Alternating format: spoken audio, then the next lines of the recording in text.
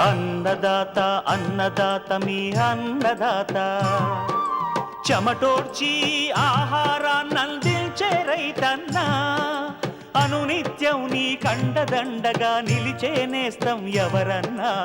అన్నదాత అన్నదాత మీ అన్నదాత.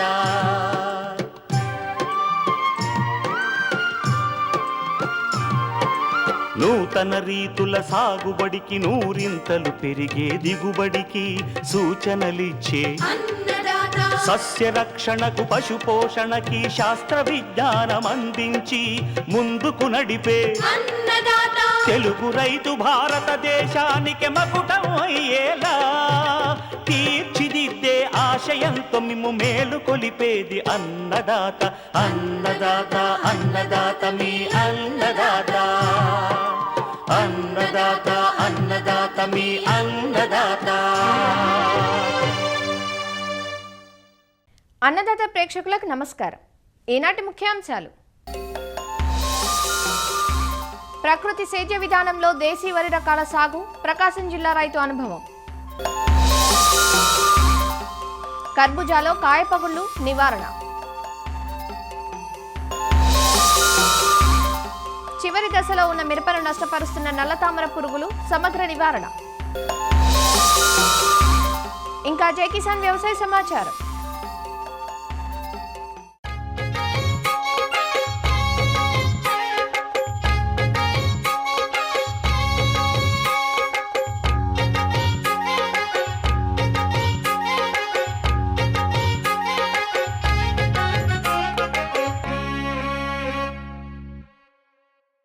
వ్యవసాయం మన సంప్రదాయం, తరతరాలుగా మన జీవన విధానంలో భాగం. విపరీత రసాయనాల వాడకం పుడమి తల్లిని నిర్వీర్యం చేస్తోందని ఆలస్యంగా గుర్తించిన రైతాంగం తిరిగి ప్రకృతి సేద్య విధానాలను ఆచరిస్తూ దేశీ విత్తన రకాల సాగుకు మొగ్గు చూపుతున్నారు. ప్రకాశం జిల్లాకు చెందిన ఓ రైతు అంతరించిపోతున్న దేశీ వరి వంగడాలను సేకరించి సాగు చేస్తున్నారు. విత్తనాలను అభివృద్ధి చేసి తోటి రైతులకు అందిస్తున్నారు. ఈ ఏడాది 80 రకాలను పండిస్తున్న ఆ రైతు మాటల్లోనే వివరాలు తెలుసుకుందాం.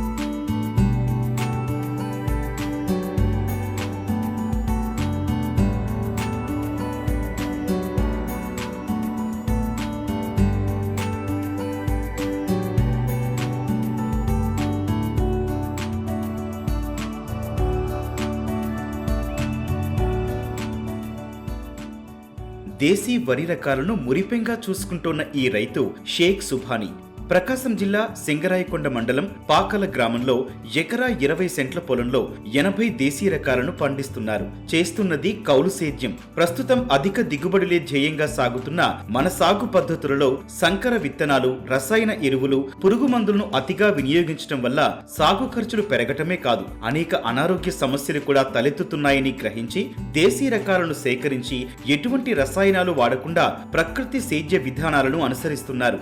దేశంలోని వివిధ రాష్ట్రాల్లో ఇప్పటికీ వినియోగంలో ఉన్న దేశీ రకాల విత్తనాలను సేకరించాడు. ఇందులో నలుపు, తెలుపు, ఎరుపు రంగు, లావు, సన్న రకాలు, ఔషధ, సుగంధ రకాలున్నాయంటూ వివరాలను తెలియచేస్తున్నారు రైతు సుభానీ.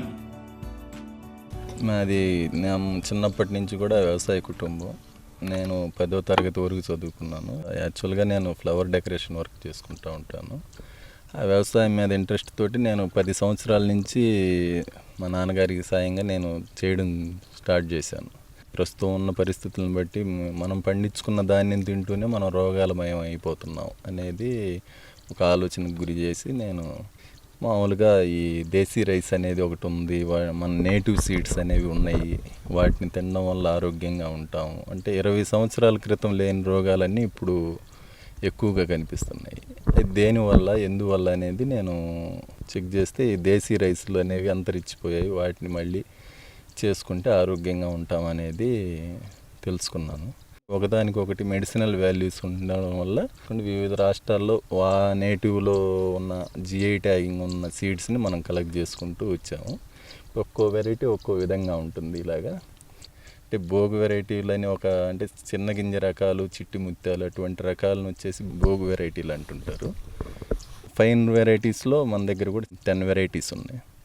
మెడిసినల్ అంటే ఒక్కో దానికి ఒక్కో మెడిసినల్ ఉంటుంది. మొత్తం స్టార్టింగ్ 40 వెరైటీల నుంచి స్టార్ట్ చేసి ఈరోజు మనం 80 వెరైటీల వరకు సేకరించగలిగాము. వీటిలో 60 వెరైటీలు మాత్రం కొద్దిగా ఎక్కువ మొత్తంలో చేయడం జరుగుతుంది. ఒక 20 వెరైటీలు మాకు శాంపిల్స్ రావడం జరిగింది. ఆ శాంపిల్స్ డెవలప్ చేస్తుంది. టోటల్లీ 80 వెరైటీలు దేశీ వెరైటీలు చేయడం జరుగుతుంది. మెడిసినల్ వాల్యూలో కర్పు కవని బ్లాక్ రైస్, అది వెయిట్ లాస్కి సంబంధించి బాడీ ఫ్రీగా ఉండేదానికోసం అదొక వెరైటీ. థాయిలాండ్ వెరైటీలు కూడా మనం ఇక్కడ డెవలప్ చేయడం జరుగుతుంది. థాయిలాండ్ రెడ్ రైస్ ఉంది, అది ఆయిల్ కంటెంట్ రైస్ అని చెప్పి రిపోర్ట్ చెప్పారు మాకు. యాంటీ క్యాన్సర్ రైస్గా అందరూ బ్లాక్ రైస్నే ప్రిఫర్ చేస్తుంటారు. ఇది బ్లాక్ రైసు కాలా బట్టి ఉంది. నెక్స్ట్ రెడ్ రైస్లో షుగర్కి సంబంధించి మోకాళ్ళకి సంబంధించి నవారా ఉంది. నెక్స్ట్ ఇంకా మాకు యాంటీ క్యాన్సర్లో ఫ్యూచర్ జనరేషన్ దాని మీదే ఉంది కాబట్టి ఇంకా మేము బెటర్గా ఉంటే బాగుంటుందని చెప్పేసి ఛత్తీస్గఢ్ నుంచి మేము కలెక్ట్ చేయడం జరుగుతుంది. లైచా అనే వెరైటీ యాంటీ క్యాన్సర్ రైస్ చెప్పారు, అది కలెక్ట్ చేసాం. నెక్స్ట్ కీళ్ళవాతానికి సంబంధించి గట్వాన్ అదొక వెరైటీ కలెక్ట్ చేసాం. నెక్స్ట్ కృష్ణవ్రీహి, ఆ తర్వాత కోతాంబరి గ్యాస్ ట్రబుల్కి సంబంధించి, ఇంకా ఇమ్యూనిటీ రైస్ వచ్చి కబిరాత్ సాలు. శ్రీకృష్ణదేవరాయల కాలంలో స్టామినాకు ఉపయోగించి ఆయనకి ఎంతో ఇష్టమైన ఫుడ్డు బహురూపి, రత్నచోడి, బంగారు కడ్డి, ఇటువంటివి సన్న రకాలు ఉన్నాయి, దొడ్డు రకాలు ఉన్నాయి. ఇంకా మనకి కిడ్నీ ఫెయిల్యూర్ వాళ్ళకి చికిలా కోయిలి, అమెరికన్ వెరైటీస్ కూడా ఉన్నాయి మన దగ్గర, కొన్ని కలెక్ట్ చేసుకుంటూ వచ్చాము. ఈ విధంగా చూసుకుంటే కుజీ పటాలియా, బుద్ధుడి కాలం నాటి బుద్ధా రైస్ ఉంది, కాలానమ్మక్ వెరైటీ. ఇంకా వెస్ట్ బెంగాల్లో పోతే తులై పాంజీ అనేది దేవుడిచ్చిన బియ్యం. నెక్స్ట్ ఇంకోటి శ్రీకృష్ణుడి కాలం నాటి అంబేమహర్ బియ్యం. ఇటువంటివన్నిటిని మనం కలెక్ట్ చేసుకుంటూ దాని మెడిసినల్ వాల్యూని, దాని వెనుకున్న చరిత్రను ఆధారం చేసుకొని దాన్ని పండించడం అనేది చేస్తూ ఉన్నాం. ఇది పూర్తిగా ప్రకృతి వ్యవసాయం పద్ధతిలోనే చేస్తున్నాం. పంచగవ్య, వేపిండి, వీటి బలంతో పండిస్తున్నాం. పక్క పైర్లకి మాకు పెద్ద తేడా ఏం లేదు. వాళ్ళకంటే ముందుగా నేను పంట పండించడం అనేది జరుగుతుంది. మార్కెటింగ్ అంటే దీంట్లో ఏదో లక్షలు అనేది మన కాన్సెప్ట్ కాదు, ఆరోగ్యపరమైన విధానంలోనే మనం చూస్తున్నాం. దీని మెడిసినల్ వాల్యూని బట్టి మనం దీని మీద ఇంట్రెస్ట్ ఉన్న, ఆసక్తిగా ఉన్నటువంటి రైతులకి మనం విత్తనం ఇవ్వడం జరుగుతుంది. తర్వాత 6 నెలల తర్వాత ఈ రైసు మగ్గిన తర్వాత బియ్యంగా 25 వెరైటీస్, మినిమం 25 వెరైటీస్ కలగలిపిన మిక్స్డ్ బియ్యాన్ని మేము ఇస్తూ ఉన్నాం. కరోనా టైం నుంచి అలాగే ఇస్తూ వస్తున్నాం. రోజుకి 200 గ్రామ్స్ రైస్ తీసుకోవడం వల్ల మన బాడీ న్యాచురల్గా బూస్టింగ్ జరుగుతూ ఉంటుంది. పొలం తయారీ మొదలు కోత వరకు రైతు సుభాని ఎలాంటి రసాయనాలను ఉపయోగించడం లేదు. ద్రవ జీవామృతం, ఘన జీవామృతంతో పాటు పలు కషాయాలను తయారు చేసుకుని వినియోగిస్తున్నారు. సమగ్ర సస్య రక్షణలో భాగంగా లింగాకర్షక బుట్టలను అమర్చుకున్నారు. విత్తనాన్ని తోటి రైతులకు అందించడంతో పాటుగా ధాన్యాన్ని బియ్యంగా ఆడించి విక్రయిస్తున్నారు. షేక్ సుబాని ఎకరా 20 సెంట్లు విస్తీర్ణంలో 60 రకాలు విత్తనాలు సేకరించి వేయడం జరిగింది. ఫస్ట్ ద్రవజీవామృతం, ఘనజీవామృతం, దుక్కులో వేపపిండి, తర్వాత పశువుల ఎరువు, నాటు వేసే ముందే దమ్ములో ఇవన్నీ వేయించడం జరిగింది. నాట్లు వేసిన తర్వాత పంచగవ్య అనేది మొక్క గ్రోత్ రావడానికి, చీడపీడలు ఆశించకుండా, తర్వాత పెరుగుదల కోసం, సూక్ష్మ పోషకాలు కోసం ఈ పంచగవ్య అనేది బాగా చేయడం జరిగింది. నాటిన తర్వాత 10-20 రోజులకే ఈ దోమల అట్టలు అనేది పెట్టించడం జరిగింది. పచ్చదోమ కానీ వివిధ రసం పీల్చే పురుగు దోమలు పూర్తిగా నివారించడం జరుగుతుంది. దానికి ఎలాంటి చీడపీడలు ఆశించవు. వాటితో పాటు ఈ కాండం తులుసు పురుగు అనేది చాలా మహా డేంజర్. వరిలో నారుమడి దశలోనే కొనాకులపైన గుడ్లు పెడుతుంది. ఆ గుడ్లను నివారించడానికి పంచగవ్యతో నివారించడం, తర్వాత కొసలు కూడా తుంచిపించడం జరిగింది. తర్వాత ఎకరా 20 సెంట్లోన 10 లింగాకర్షణ బుట్టలు పెట్టడం జరిగింది. ఆ తల్లి పురుగులను నివారించడం జరుగుతుంది. ఈ విధంగా చేస్తున్నాం. ఆరోగ్యాన్నిచ్చే దేశీ వరి వంగడాలను కాపాడుకోవాలన్న లక్ష్యంతో సుభాని చేస్తోన్న సేద్యం నేటి తరానికి ఆదర్శం.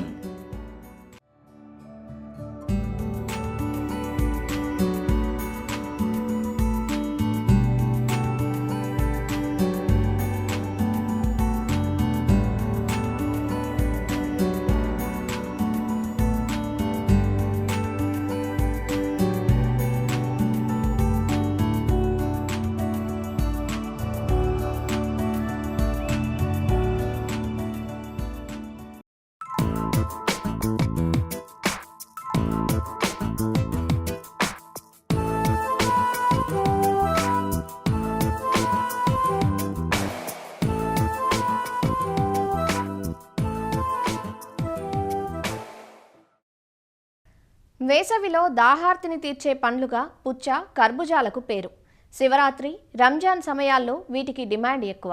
అందుకే ఈ కాలంలో సాగు ఎక్కువగా కనిపిస్తుంది. ఒకప్పుడు వేసవిలోనే కనిపించే ఈ పండ్లు పెరుగుతున్న ఎగుమతి అవకాశాలతో సంవత్సరం పొడవునా మార్కెట్లో దర్శనమిస్తున్నాయి. రైతులు మేలైన రకాలను ఎంచుకుని ఆధునిక సాంకేతిక పద్ధతులతో సాగును లాభసాటిగా ముందుకు నడిపిస్తున్నారు. డ్రిప్, మల్చింగ్ వంటి ఆధునిక విధానాలతో నాణ్యమైన దిగుబడులను సొంతం చేసుకుంటున్నారు. అయితే కర్బూజాలో ఒక్కోసారి పండ్లు పగిలి నాణ్యత, దిగుబడి తగ్గడం జరుగుతుంది. అసలు కర్బూజాలో కాయ పగుళ్లకు కారణాలేంటి? వీటిని అధిగమించే మార్గాలేవి చూసేద్దామా? సాధారణంగా ఉష్ణోగ్రతలు పెరిగే కొద్దీ ఈ కాలంలో కాయపగుళ్ల సమస్య ఎక్కువగా ఉంటుంది. అధిక ఉష్ణోగ్రతలతో పాటు బోరాన్ లోపం, నీటి తడుల్లో వ్యత్యాసాలు కాయపగుళ్లకు కారణమవుతాయి.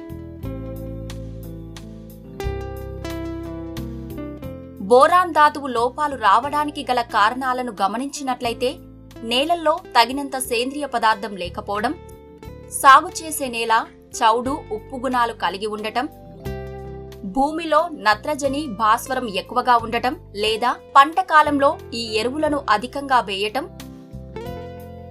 మనం అందించే నీటిలో హానికర లవణాలు అధికంగా ఉండటం వల్ల కూడా ఈ లోప లక్షణాలు కనపడుతుంటాయి. బోరాన్ లోప లక్షణాలు ఎలా ఉంటాయంటే, మొదట ఆకులు పచ్చదనం కోల్పోయి ముడతలు పడి జీవం కోల్పోయినట్లుగా కనపడతాయి. తీగల ఎదుగుదల తగ్గి పూత తక్కువగా రావటం, ఒకవేళ వచ్చినా మగపూలు ఎక్కువగా వచ్చి ఆడపూల శాతం తక్కువగా ఉంటుంది. కాయల్లో పగుళ్లు నిలువుగా వచ్చి కోసినట్లుగా ఉండటం ఈ లోప ముఖ్య లక్షణం. కాయల సైజు కూడా తగ్గి దిగుబడులు తగ్గిపోతాయి. కాయ పగుళ్లను నివారించేందుకు సమగ్ర పోషక యాజమాన్యం చేపట్టాలి. తప్పనిసరిగా సేంద్రియ ఎరువులు వాడాలి. పచ్చిరొట్ట పైర్లు పెంచి కలియదున్నటం వల్ల బోరాన్ ధాతువు మొక్కలకు అంది అధిక దిగుబడులు, నాణ్యతకు అవకాశం ఉంటుంది. పంట 3-4 ఆకుల దశలో లీటర్ నీటికి 2 గ్రాముల బోరాక్స్ ను కలిపి పిచికారీ చేయాలి. ఇలా చేయటం వల్ల ఆడపూల శాతం పెరిగి దిగుబడులు పెరుగుతాయి. నేలలో తగు మోతాదులో తేమ ఉండేలా చూసుకోవాలి. అవసరాన్ని బట్టి తడులను సమాన వ్యవధిలో అందించాలి. తేమ తగ్గినా పెరిగినా కాయల్లో పగుళ్లు వచ్చే ఆస్కారం ఉంటుంది. డ్రిప్ వసతి ఉంటే అన్నిందాలా శ్రేయస్కరంగా ఉంటుంది.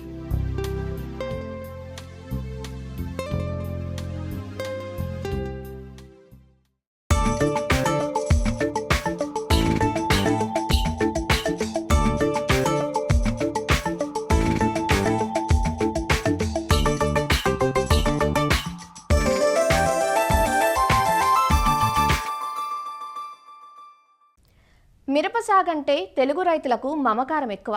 అందుకే మిరపను ముద్దుగా ఎర్ర బంగారంగా పిలుచుకుంటూ ఉంటారు. ఇటీవలి కాలంలో మిరపకు చీడపీడల ఉధృతి పెరిగింది. వీటిని నివారించుకోవడానికి విచ్చలవిడిగా పురుగు మందులను పిచికారీ చేసుకుంటూ పోతున్నారు. ఫలితంగా పెట్టుబడి ఖర్చులు భారమవుతున్నాయి. ఇటీవలి కాలంలో మిర్చి రైతులకు తలనొప్పి వ్యవహారంలా మారిన పురుగు నల్లతామర పురుగు. గత 4 సంవత్సరాలుగా మిరప రైతులకు కంటి మీద కునుకు లేకుండా చేస్తోంది. అప్పట్లో ఈ పురుగు దెబ్బకు కొన్ని ప్రాంతాలలో తోటలను తీసేశారు కూడా.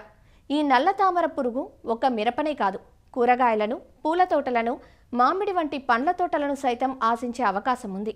ఈ సంవత్సరం ఉమ్మడి గుంటూరు జిల్లాలో కోత దశలో ఉన్న మిరపలో ఈ నల్లతామర పురుగుల నష్టం ఎక్కువగా కనిపిస్తోంది. నల్లతామర పురుగు నివారణకు కేవలం రసాయనిక మందులే కాకుండా అన్ని రకాల సమగ్ర విధానాలను పాటించడం ఉత్తమమంటూ సూచనలిస్తున్నారు గుంటూరు ఏరువాక కేంద్రం సమన్వయకర్త వెంకటలక్ష్మి. మన రాష్ట్రంలో చూసుకున్నట్లయితే మిరప చాలా ముఖ్యమైనటువంటి వాణిజ్య పంట. మరి మనకి ఈ మిరపలో చూసుకున్నట్లయితే ఇప్పుడు ఈ నల్ల తామర పురుగులు ఉధృతి కనిపిస్తూ ఉన్నది చాలా చోట్ల. మరి ఈ నల్ల తామర పురుగులు పైరును ఎట్లా నష్టపరుస్తాయంటే, ఆకుల్ని గోకి తింటాయి, అలాగే రసం పీల్చుతాయి. ఈ ఆకుల్ని గోకి తినటం వల్ల ఏమవుతుందంటే కణజాలం దెబ్బతింటుంది. మనకి ఆకడుగున ఆకు మీద చార్లు కనిపిస్తాయి, గోధుమ రంగు చార్లు కనిపిస్తాయి.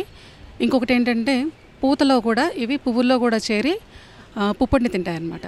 సో అందువల్ల ఏమైందంటే ఈ పువ్వులో కూడా మనకి చార్లు కనపడి గోధుమ రంగులోకి మారి పువ్వులు రాలిపోవడం జరుగుతుంది. 15 రోజుల నుంచి 20 రోజులు దీని జీవిత కాలం పూర్తయిపోతుంది అనమాట. అంటే ఏంటి, ప్రతి 20 రోజులకి కూడా కొత్త సంతతి అనేది ఏర్పడుతుంది. అందువల్ల వీటి ఉధృతి త్వరగా పంటలో ఎక్కువగా అభివృద్ధి చెందుతూ ఉంటుంది. మామూలు తామర పురుగులు వచ్చేసరికి మనకి పుప్పటి రేణువుని, పూత భాగాలని అఫెక్ట్ చేయవు. అవి ఓన్లీ మనకి వెజిటేటివ్ పార్ట్స్ అంటే ఆకులు గోకు తింటాము ఇట్లాంటివి మాత్రమే మనకి నష్టాన్ని కలుగజేస్తాయి.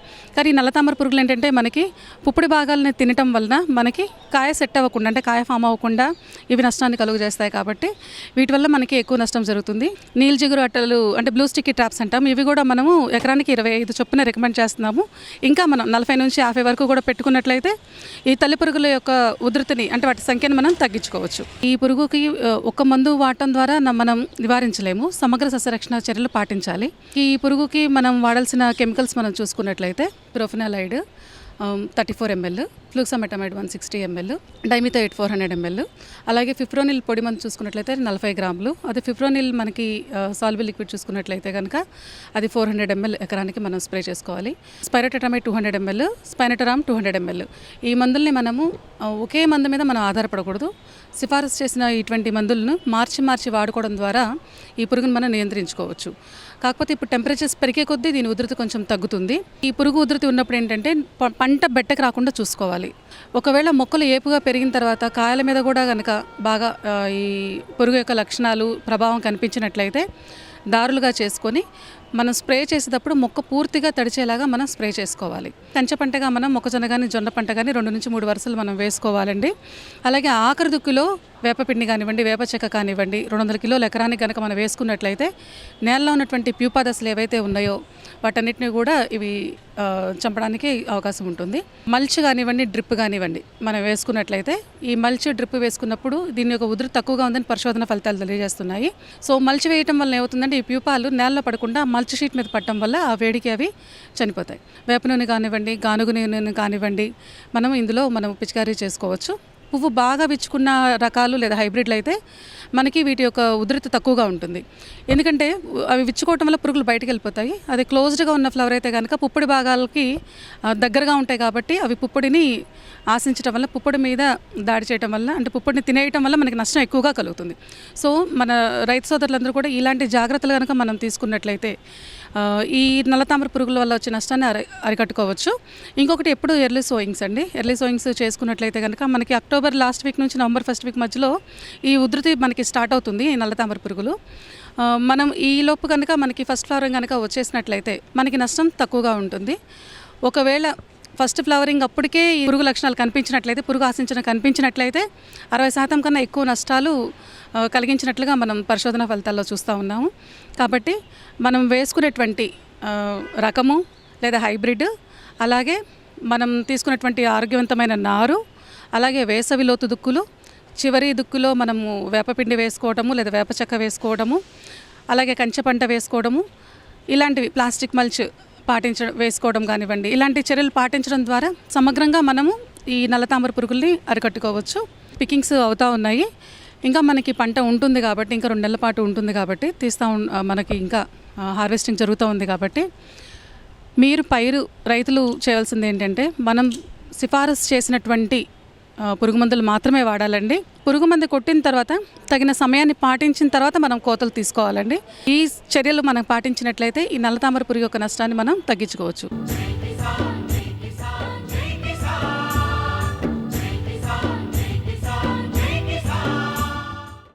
వ్యవసాయ సమాచారం ఇప్పుడు జేకిసాన్లో చూద్దాం.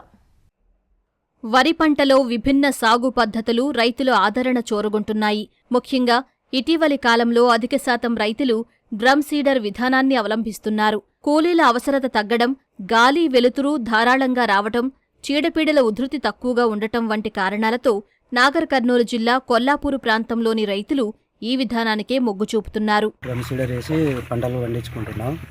డ్రమ్ సీడర్తో లాభాలు ఏంటంటే కర్రకు దూరంగా వస్తుంది. అది దాని నుంచి కొంచెం ఎందుకనంటే తెగులు కూడా రాదు, తెగుళ్ళు తట్టుకుంటుంది. పంట కూడా కొద్దిగా ఎక్కువ వచ్చే అవకాశం ఉంది మనకి. పోయినసారి వానాకాలం వేసినా మంచి పంట వచ్చింది. ఈ డ్రమ్ సీడ్తో వేసుకున్నాక కూలీల కొరత చాలా తక్కువైంది. ఇప్పుడు 1 ఎకరం నాటాలని అంటే 5,500 రూపాయలు 1 ఎకరం నాటడానికి కూలీలు అడుగుతున్నారు. దాని కారణంగా డ్రమ్ సీడర్ ఉన్నందుకు చాలా కూలీల ఖర్చు తక్కువ అవుతుంది. పోయినసారి వానాకాలం కూడా మంచి పంట వచ్చింది మనకి. ఇప్పుడు కూడా డ్రమ్ సీడర్ వేసిన నేను 6 ఎకరాలు సాగు చేస్తున్నా. నేను 2 సంవత్సరాల నుంచి కూడా డ్రమ్ సీడ్ చేస్తున్నా. పంట కూడా బాగానే దిగుబడి బాగా వస్తుంది, గంట కూడా బాగానే వస్తుంది. తెగులు రాకుండా కూడా వచ్చి మేడమే స్వయంగా చూసి వాళ్ళని మందు ఇవ్వాలి అని చెప్పి ఖచ్చితంగా అదే మందు రాసిచ్చి మాకు దగ్గర కొట్టించి చూపించిన తర్వాతనే పంట దిగుబడి కూడా మాకు బాగా ఆశించేటట్టు చూపించింది. గత 3 ఏళ్ల నుంచి తమ ప్రాంతంలో వరి సాగులో డ్రమ్ సీడర్ విధానం విస్తరిస్తూ వస్తోందని వ్యవసాయ శాఖ అధికారులు చెబుతున్నారు. ఆశించిన ఫలితాలు వస్తుండటంతో రైతులంతా ఈ విధానానికే మొగ్గు చూపుతున్నారని వారంటున్నారు. ఒక 3 ఏళ్ల కిందట ఈ డ్రమ్ సీడర్ పద్ధతి అనేది చెప్పినారు, మా డిపార్ట్మెంట్లో చెప్పినారు. 2-3 రైతులను చెప్పించి కొంచెం బతిమలాడి, మనకు కూలీల కొరత చాలా ఉంది కదా, కూలీల ఖర్చు కూడా ఎక్కువ ఉంది, 5,000 ఎకరానికంటే మాటలు కాదు, చాలా వరకు తగ్గుతుంది, జస్ట్ ఒక ఎకరా వేసి చూడండి, తర్వాత మంచిగా అనిపిస్తే మీరు మళ్ళీ వేసుకోండి అని చెప్పడం జరిగింది. అట్లా ఒక 2-3 రైతులు ముందుకొచ్చి 1 ఎకరా దాకా వేసినారు. ఒక వరుస పద్ధతిలో పోవచ్చు, అట్లానే కూలీల కొరత కూడా తగ్గించుకోవచ్చు, మనము డబ్బులు కూడా ఆదా చేసుకోవచ్చు, ఎకరానికి ఒక 5,000 వరకు ఆదా చేసుకోవచ్చు అనేది వాళ్ళకి అర్థమైంది. అట్లా పెరుగుతూ ఒక 3 ఏళ్ల కిందట ఒక 3 ఎకరాలు, ఒక 5 ఎకరాల వరకే వేసినారు నరసింహాపూర్ గ్రామంలో. ఇప్పుడు వచ్చేసేమో దాదాపుగా ఒక 250 నుంచి 300 ఎకరాల వరకు డ్రమ్ సీడర్తోనే సాగు చేయడం జరిగిందనమాట. వరుస క్రమంలో పడడం వలన, గాలి వెలుతురు ఎక్కువ తలగడం వలన ఈ చీడపీడలు అనేది చాలా వరకు వాటి బెడత తగ్గించుకోవచ్చు. ఇంకా దీంతో పాటుగా సస్యరక్షణ చర్యలు బాగా చేపట్టినట్టయితే నాటే పద్ధతి కంటే కూడా డ్రమ్ సీడర్తోనే వేసే పద్ధతిలో మనం ఎక్కువ దిగుబడి తెచ్చుకోవచ్చు అన్నమాట. గత 5 సీజన్ల నుంచి డ్రమ్ సీడర్ పద్ధతి అనేది సాగు చేస్తున్నారు. మాకు ఫస్ట్ డిపార్ట్మెంట్ ఆఫ్ అగ్రికల్చర్ తరఫున కేవీకే పాలెంలో మాకు ఈ డ్రమ్ సీడర్స్ అందించడం జరిగింది. గ్రామానికి 4 చొప్పున మొత్తం 16 డ్రమ్ సీడర్లు మా కొల్లాపూర్ మండలానికి వచ్చాయి. మెయిన్గా ఏదంటే మనకి సాగు ఖర్చు, నాటు ఖర్చు ప్లస్ నాటు వేసే కూలీల ఖర్చు అనేది చాలా తక్కువగా ఉంటుంది. మెయిన్గా ఇందులో ఏంటంటే కలుపు సమస్య ఎక్కువగా ఉంటుంది డ్రమ్ సీడర్ పద్ధతిలో. సో మనము వేసినప్పటి నుంచి 45 రోజుల వరకు మనం ఏ కలుపు లేకుండా చూసుకుంటే మనకి ఇందులో ఈ నాటు వేసే పద్ధతి కంటే డ్రమ్ సీడర్ పద్ధతిలో మనం ఎక్కువ దిగుబడి పొందవచ్చు. కొల్లాపూర్ మండలం మొత్తంలో 1200 ఎకరాల్లో నేరుగా ఈ డ్రమ్ సీడర్ పద్ధతిలో సాగు చేస్తున్నారు. డ్రమ్ సీడర్ పద్ధతిలో సాగు చేసినప్పుడు అనేది నేల అనేది చాలా చదునుగా ఉండాలి, ఎత్తులు మిట్టలు ఉండవద్దు. ఇంకొకటి ఏమిటంటే నీళ్లు వారే పొలాల దగ్గరలో, చౌడు పొలాల్లో డ్రమ్ సీడర్ పద్ధతికి వెళ్ళకూడదు. ఆ విధంగా వెళ్తే కొంచెం రైతులకు నష్టాలు కూడా చెవి చూడాల్సి వస్తుంది. డ్రమ్ సీడర్ పద్ధతిలో ఎకరానికి వచ్చేసి 10 నుంచి 12 కిలోల విత్తనం సరిపోతుంది. వరి నాటి పద్ధతిలో అయితేనో ఎకరాకి 25 కిలోలు విత్తనం సరిపోతుంది. అంటే ఒక 15 కిలోల దాకా రైతులకు విత్తనం అనేది ఆదా అవుతుంది. ఈ డ్రమ్ సీడర్ పద్ధతులు అనేది కూలీల ఖర్చు 0, మొక్కకు అనేది దూరం అనేది సరిపోని ఉంటుంది. దానివల్ల ఏంటంటే గాలి అనేది మొక్కకు మధ్యగా మంచిగా ఉండి సుడిదోమ కానీ అట్లాంటివి ఏ ఇబ్బందులు లేకుండా పంట చీడపీడలు కూడా తక్కువ ఆశిస్తాయి. పెరిగిన కూలీల సమస్య వల్ల నాట్ల ప్రక్రియ వ్యయ ప్రయాసలతో కూడుకుని ఉండటంతో ప్రస్తుత పరిస్థితుల్లో నేరుగా విత్తే విధానాలు ఎంతో ఉపయోగకరంగా ఉన్నాయంటూ రైతులు చెబుతున్నారు.